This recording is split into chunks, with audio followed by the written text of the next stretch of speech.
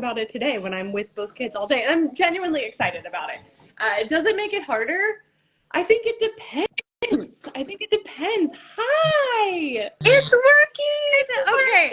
I was like trying different areas of my house because I'm like, I cannot see this video. Anyway. Hi, friend. Let's make sure that we have a good internet connection. Fingers crossed. Oh, I think she paused there for a second. Yes, give me hashtag live or hashtag replay if you're coming on. Yes, let's go. Okay, we'll go here in just 1 second. Okay, let's see. Oh, there she is. Okay, I lost you there for a second. Are you back? Okay, I'm back. It's because I'm traveling the world with my family for the whole school year, and I'm in Vietnam right now. And so I think the Wi-Fi only works in half of our Airbnb. Okay. So I just moved to the other half, and it seems to be working just fine now. I love it. So I love it. I am never willing to let Wi-Fi stop us. You know what I mean? Like, if there's a few like pauses or lags, you know, the fact that we can connect right now and you're so far away, you know, like we're going to take that as the biggest blessing. And I truly could not be more excited to interview you and just get to know you more. Like, we're new friends and I love making new friends. So to my audience, tell us who you are. You guys are traveling. You're a parenting coach. So Crystal, welcome to the Wealthy Mama Show. Thank you. Thank you. So yeah, I'm a parenting coach. I do a bunch of things, but that's one of them. And I am currently homeschooling and traveling. I've homeschooled for 11 years, so that part's not new. But my husband and I both run businesses. He works for coaches and online entrepreneurs on a platform called Kajabi. He does all the Kajabi things. And I coach one-on-one, and I have some groups, and I run women's retreats and do public speaking and kind of do like just so much of random things. If you know human design, I'm a manifesting generator, and that just sums everything. So that's who I am and what I do. I mostly got into this through kind of like the backdoor avenue of like feeling like I was a really terrible mother and totally failing my children and not feeling like we had a good relationship. And especially with neurodiverse kids, my neurodiverse kids were really tough. And so I found attachment connection-based parenting years ago, but really struggled to do it. And once I realized that the kind of the missing key there was my own inner work, my own reparenting, and then realized that that actually was the key to change not only my relationship with my kids, but also my children's behavior, then I was like, hey, wait, this is mindful. So that was kind of my story. It happened, we started around 2017, and by 2020, I had become a parenting coach, and I've been doing it now for 4 years. I love that. And yeah, we decided to up and travel around the world. Oldest son's last year of high school. Oh my gosh. So was that like the driver for you guys to travel since it's his last year? Yeah, we wanted to do it forever, but I think it was always like, oh, we'll do it in the future. And like, we were like, wait a second, if we do it in the future and we keep like saying that we're going to do it in the future, then he won't do us. So we would have done it sooner in COVID. We have been traveling in Canada, but we would have done it internationally sooner if it was COVID. So then opening up enough, like there wasn't even still a lot of travelers when we left, honestly, in September, but we were like, we're going to go do it. And so anyways, so this is why we kind of had that last push to make sure it happened this year. I love that. So tell us more about these parenting like techniques and why you love them. How do you work with clients? Like, kind of give us like a behind the scenes peek at this, because I think mothers to run a business, and now you're traveling the world, like that is not an easy thing to do, but you've made it happen. And so you've got some tools in your toolbox that are absolutely helping you. I definitely have some tools. I have to say, it's much harder traveling and traveling full time. Like in my mind, I was just like, it will be beautiful. We'll love doing it. We'll travel the world. And like, it wasn't like really reality in my It wasn't like we all bring along like the normal day-to-day parenting struggles that you have. So it actually has been way harder for so many reasons than I thought it was going to be. And that's eye-opening in itself. And my own personal growth has been exponential in the last 6 months. So that's been good, but also hard. And my kind of strategies, I guess, for my way of doing it is that I love conscious and connection parenting. So that's and on relationship being the driving force of learning. So instead of modifying behavior with rewards and punishment, and taking away screen time and timeouts and all the things we normally do for traditional parenting by here. More about relationships and what our kids actually learn and stop. You know, we always wanted it to be naturally, but the trick is that like reading the books aren't going to be helpful. Like learning the way to do it isn't actually helpful because it's our energy that we parent with. It's not our work, right? It's like they know what we're feeling. Yeah. So even if we're like, we're seeing this thing that we found in a book and it told me to do this, like, it's not going to, if your energy is not right place, and it usually isn't because we're often triggered when our children are not ideal for us because of how we were parented, and it brings up all of this stuff from our own childhood. So that's what I love digging into. It's called reparenting or self-mothering. It's like that inner child work of what's triggering me, why, what is happening here, and how can I move through that? Yeah. So, and it works in parenting. It's like I do intuitive engineers one time. Like, this work is work, just human. This is just what we all need, whether or not we have children. So yes, that's what I do now. Well, and like it's so healing for everyone involved too. Like when we look in the mirror, and it is so much easier to play the blame game. Like my kids are they're acting out today, right? They're grumpy, and it's like, well, they're also a human being. Like you're grumpy at times, I'm grumpy at times. Like I feel like it's a slippery slope. We can definitely like point the finger at our kiddos and like forget that we have accountability as well. So totally. And I think that's for years, like, why is this parenting gig so hard? Why is parenting with my child so hard? And it's easy because I'm like, well, they're neurodiverse, like and they are we're pretty difficult and extreme, I would say. But then kind of took away my responsibility because I'm like, oh, well, it's them, right? And so I think we're so quick to find cool therapies for our kids and put them in like early intervention programs and like spend time and money and energy and like find cool medications, like all the things we will do for them. But for me, that mentality was coming from like, because my child's a problem and as soon as they change, then this parenting will work for me, right? Yeah. And it was the opposite. It was like, how can I do what I do myself so that I can actually authentically respond to that I want. And then, the shift was so me, like, I'm just going to be this way. And so then I was actually really blown away by the behavior changes that happened like within 12 months, but even within a few months, but within 12 months, it was significant. Yeah. Like the behavior so much went down by 90% or more in frequency and intensity. This was like real difficult meltdown neurodiversity stuff. So I feel like the change was so significant that I was like, oh, this is not a coincidence. Like this thing that's missing. And anyway, so that's what I do now. I love that. We're a very neurospicy family ourselves, so I can completely relate. And you're so right. Like it's so easy to like find all the cool, trendy, helpful things in the world for them. And it's like, well, we're also a part of the therapy plan, the intervention plan. Like, don't forget us in the process because it's going to help. So when it comes to making money as a mother, what is your take on, is it harder? How can it be easier if you do think it's harder? Because I have so many conversations with moms that are corporate moms that are stay-at-home moms that are, they have clients, and like there's this heaviness of energy right now that I'm just hearing from so many moms where they're like, I deeply desire to make more money, right? Like they want more in their savings. They want more for their kids, but it feels like they're just feeling like this heaviness. So I would love for you to coach us through that and share your thoughts and ideas and opinions.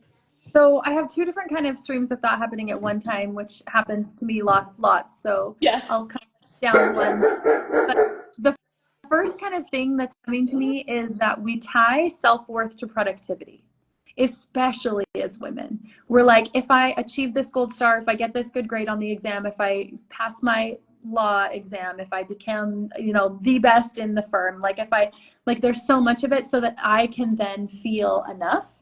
And I think in the corporate world that can get tricky with like, there's a lot more males than there are females, and like, what does that mean about me? And I need to like, push ahead or whatever. But I think a lot of us tie self-worth to productivity. That actually also comes from our childhood, because we were given connection, time, attention, love when we were good. We were given punishment, disconnection, all the things we didn't want when we were bad. So we're like, okay, well, I have to make sure that I am always this, because that means that I'm enough and I get love and connection. And then we do the same thing to ourselves unknowingly. So I think the deep-rooted problem is that, and I'm kind of oversimplified it, but really it's if I create this thing, get more clients, achieve this goal, I will then feel good enough about myself.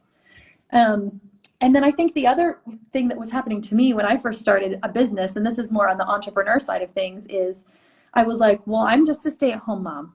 Like, I was a stay-at-home mom for 12 years. I'm like, I had a degree in psychology, but like I don't know anything about business.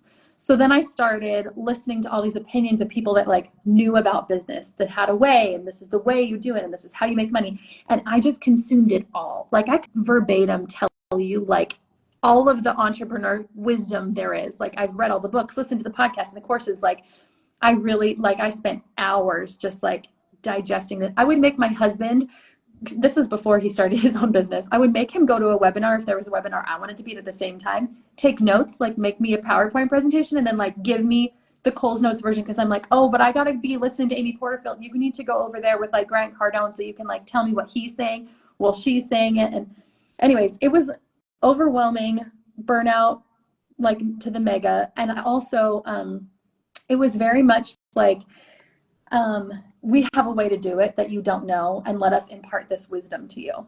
I call all of that energy bro marketing. That is not like, it's a very masculine energy of like structure and scale and growth and all of this stuff.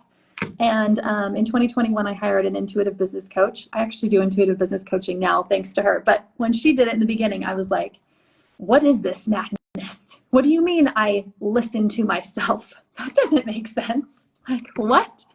And so I started listening to myself, and my intuition was like, slow down, work less, play with your kids, get out in nature, like, do not worry about getting clients. And I'm like, so then I go back to her and I'm like, I paid you a lot of money to tell me to not work and make less money. Like, this is not working out. But what was so funny is that next year, I think it was in 2022, I decided like, I'm not setting a goal. I'm not even gonna have a business goal. Like, it does not feel aligned to me. And we did our numbers the 12 months later, and my husband was like, do you know how much money you made? And I was like, no. And like, I think the 1 year I made like 50 or something, and the next year I made like 87. Like, it was like almost double. And I had decided like, I'm gonna decrease my work hours by half. Like, I'm gonna just spend more time outside and with my kids.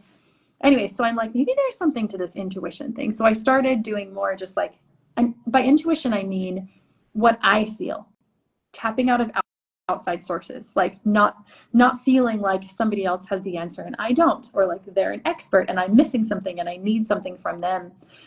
And I started just doing it my own way, which was very opposite of like business advice, right? They're like, pick a niche. And I'm like, I do a lot of things. And they're like, have one offer. And I'm like, I do several, usually at one time. Like, just because somebody's path was their path doesn't mean that their path is your path. It was theirs and it worked for them because they were listening to them. And I'm not saying like, don't ever listen to any mentors or guides. Like, sometimes you feel like, oh, actually, I want to learn more about Instagram strategy or something, right? But almost every course I used to take came from lack. Like, I am missing something, I don't have it, and somebody else can give me this answer. And now it's from like this abundance of like, I actually don't need anybody or anything. I am like, have so much wisdom inside myself.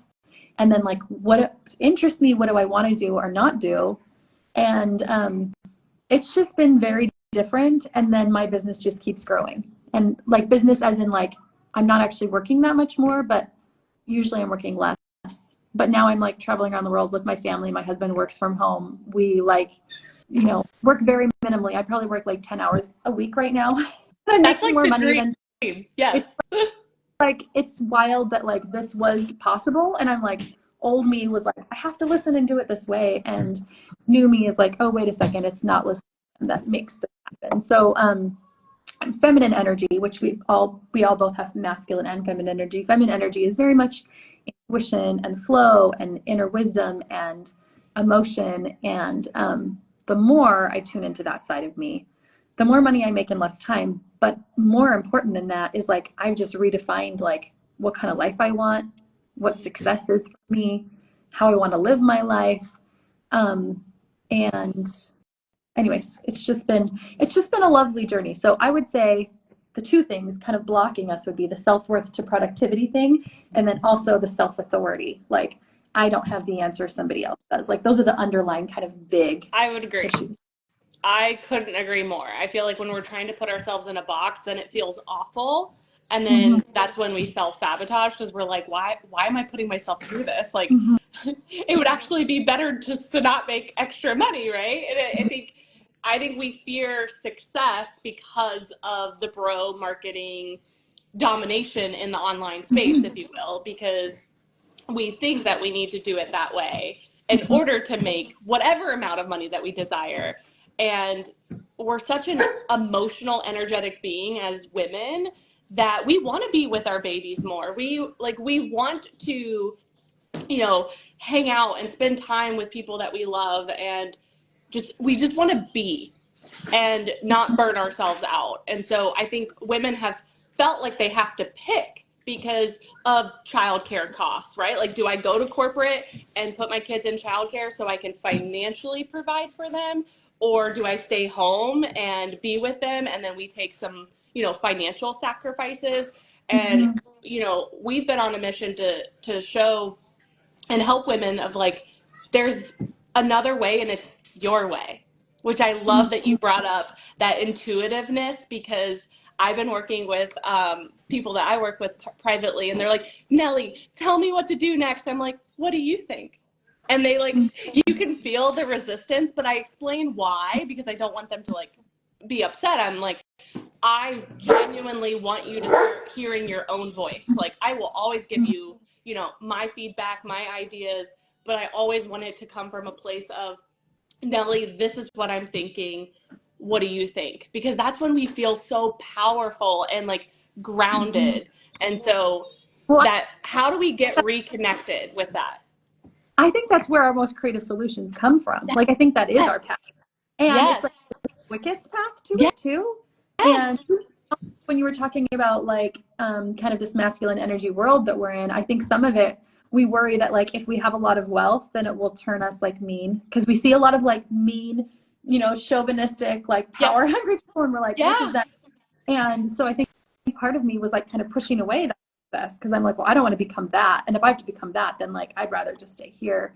And so anyway, so there's a lot of like obviously subconscious kind of deep things that get brought up, which is why I think like being a business owner, being a woman running a business, there's just so much that we can work through, which I love doing. Like, to me, it just like jazzes me up. I'm not just like, oh dang, another thing I have to work through. I'm like, oh good, like I haven't dug into this yet. This is awesome. So I think that tuning back into it takes a few things. I kind of think of it as like a recipe, and I'm like, you need to have a few of these ingredients in order to have it kind of like turn out.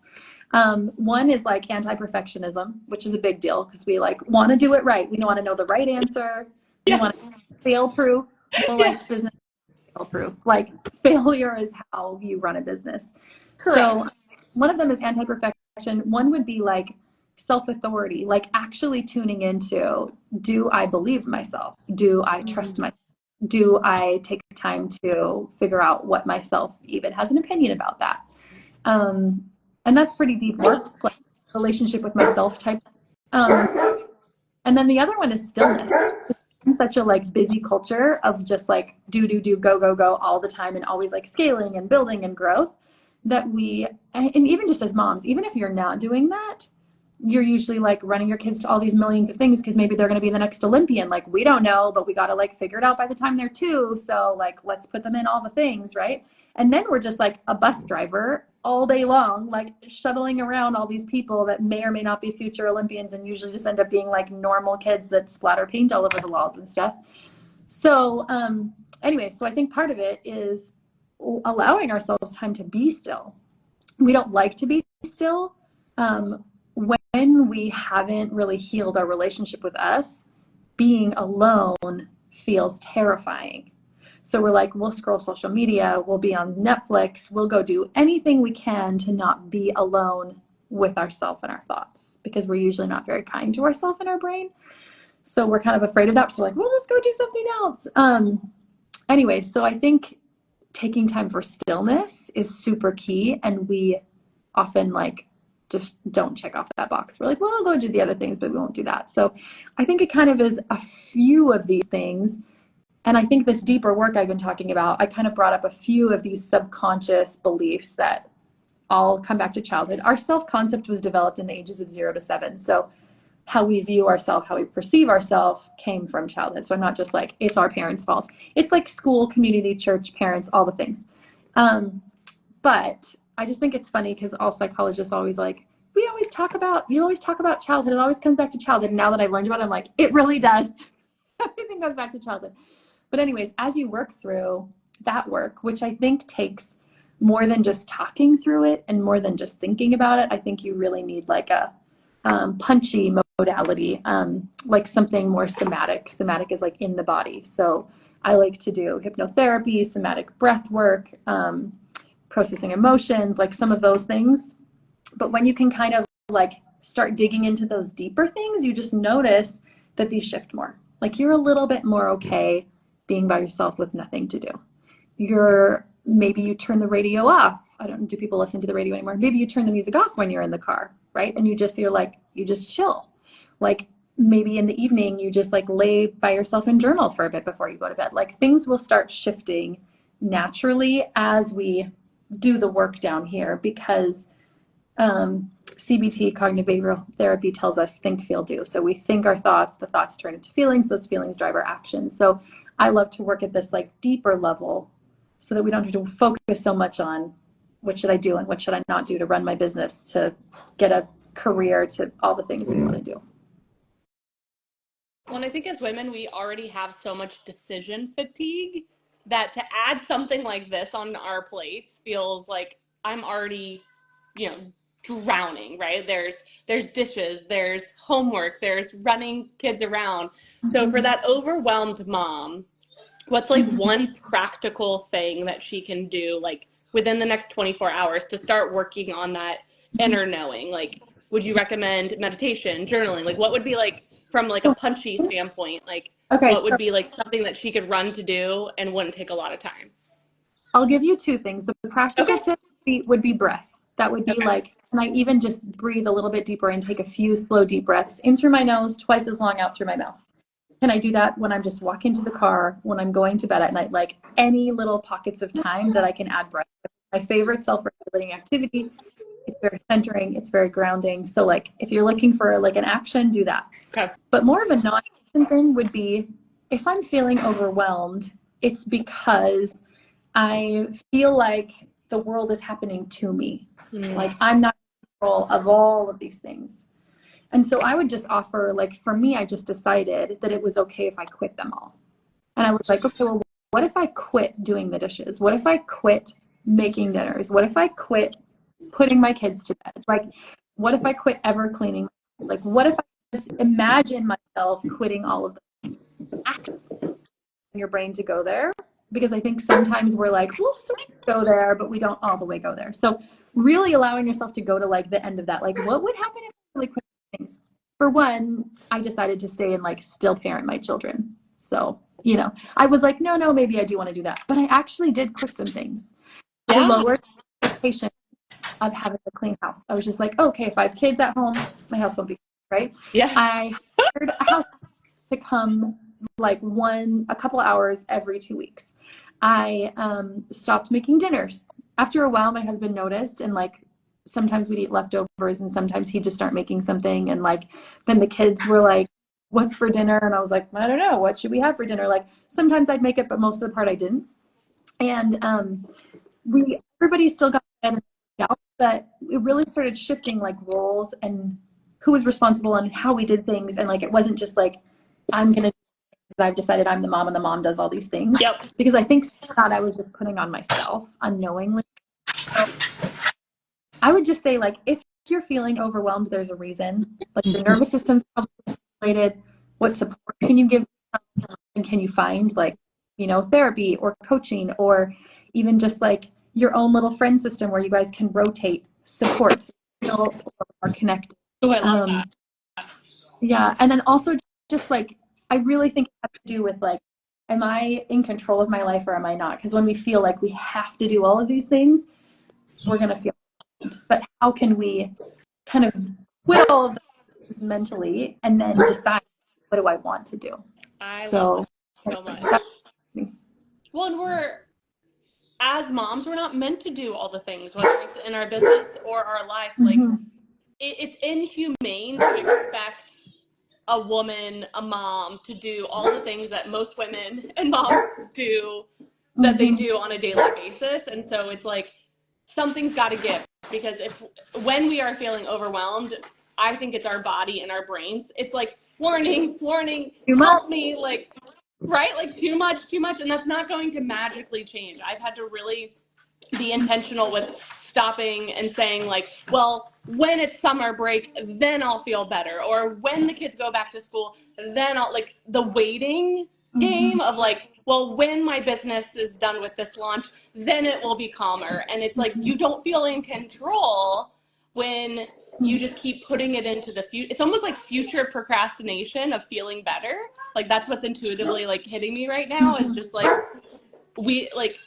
that's not a powerful, energetic state for your current self. Like, you get to feel good now. So like the practical things that you suggested, I think are so helpful.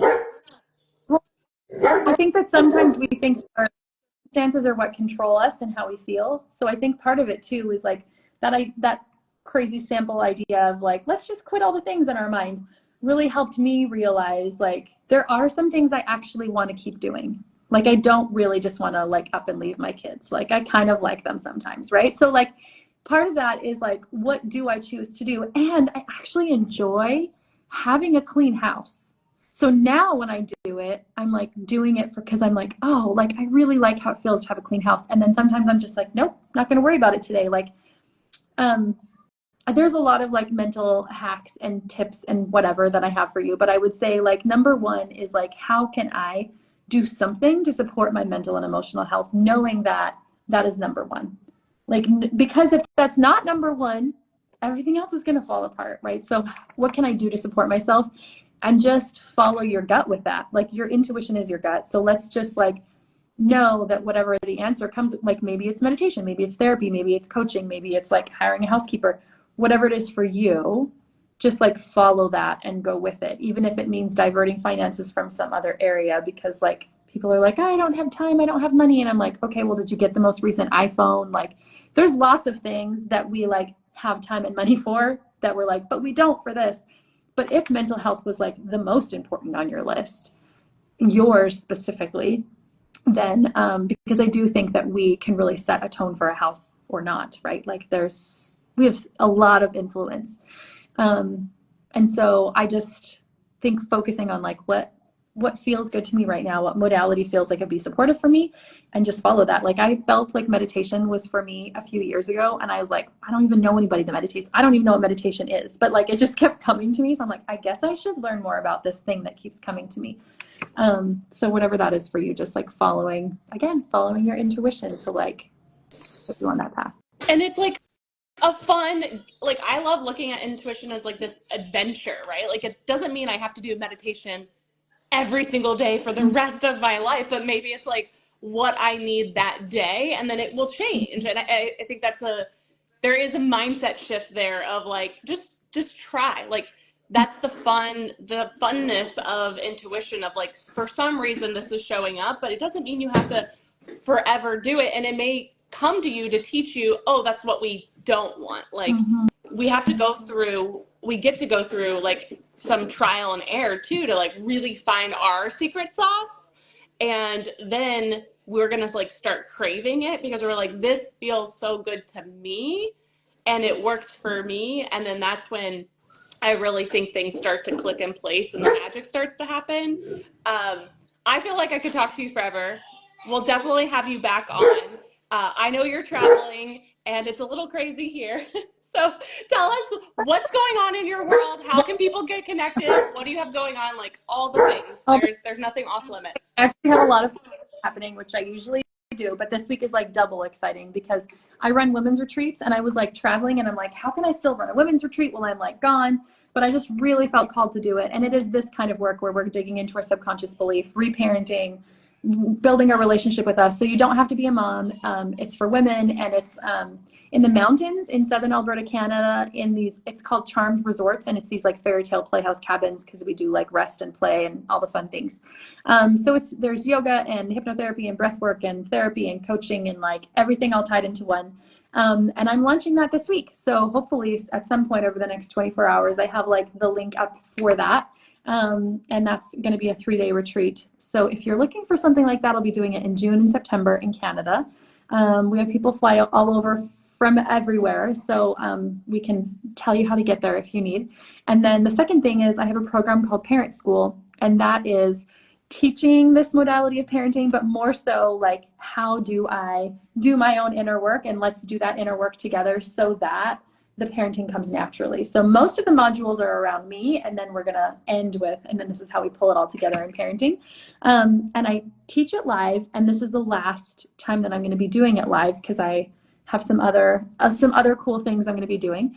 So it's 60% off right now, and it's open for the whole month of March. So check that out. It's called Parent School. You can find it.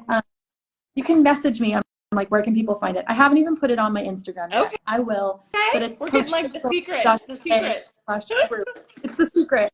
CoachCrystal.ca/group. It will be out sometime soon, and it is 60% off. So it's a pretty magical program, I think. So go check that out. I love that. And you have a podcast. Oh yes, I do. Can you tell us about the podcast, Parenting just in case people want to tune into that? Yeah, so it's on all the platforms. Parenting Coach Podcast, and I have really amazing guests on it. I also talk a lot about intuition. I talk about whatever I want. So it is parenting, but we dig into all the things because all the things are important. So you can catch that every Monday. There's an episode out right now, and yeah, go check it out and leave me a rating and review if you love it. I love it. Yes, so, yes, it's so important. Help the creators out. It's so helpful. Well, thank you so much for coming on and sharing all your wisdom, and I think that you were meant to be on today. So safe travels to you, and I can't wait to have you back on. We'll do a longer episode and interview. So thank you so much. Bye, Crystal.